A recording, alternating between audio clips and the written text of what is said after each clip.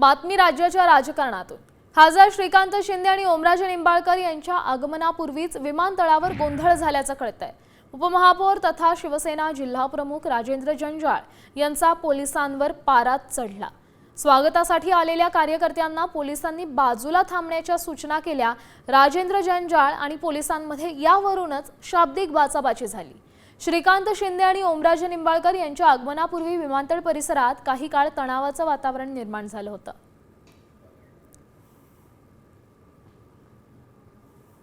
त्यांच्या स्वागतासाठी कार्यकर्ते आलेले उत्साहात सगळेजण आहे। पोलीस त्यांचं काम करताय, आम्ही आमचं काम।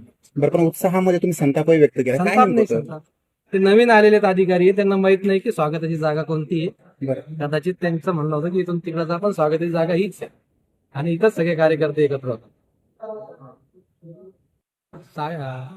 खासदार श्रीकांत शिंदे साहेब येत आहे, त्यांच्या स्वागतासाठी कार्यकर्ते आलेले उत्साहात सगळेजण आहे।